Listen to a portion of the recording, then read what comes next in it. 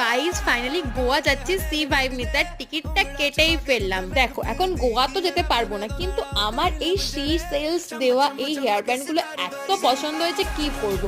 আর কয়েকদিন ধরে Facebook, WhatsApp, YouTube সবাইকে দেখছি গোয়া যাচ্ছে, গোয়া গিয়ে এই সমস্ত জিনিসগুলো পড়ছে।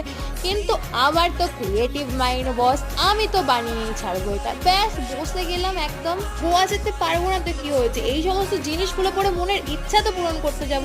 কিন্তু এটা বানানো অতটাও সহজ কাজ না, আমার প্রায় 1.5 থেকে 2 ঘন্টা লেগেছে। আর এই সিসেলের ব্রেসলেটগুলো আমি একবার পুরী গিয়ে কিনে এনেছিলাম, সেটা আমার কাছে পড়েছিল। ব্যাস একদম লাগিয়ে ফেললাম। আর এটা করা কিছু এমন কাজ না, কিন্তু সময় সাপেক্ষ ব্যাপার, কারণ এই বেনুনিগুলো বানাতেই সময় লেগে যায়। প্রথমে তো অনেক রকমের সুতো, আমি যেহেতু নর্মাল সুতো নিয়েছি, তোমরা ডলি সুতো ইউজ করতে পারো, দিয়ে একদম ব্রেড বানিয়ে নিয়েছি, আর তারপর গার্ডারের সাথে আটকে দিয়েছি।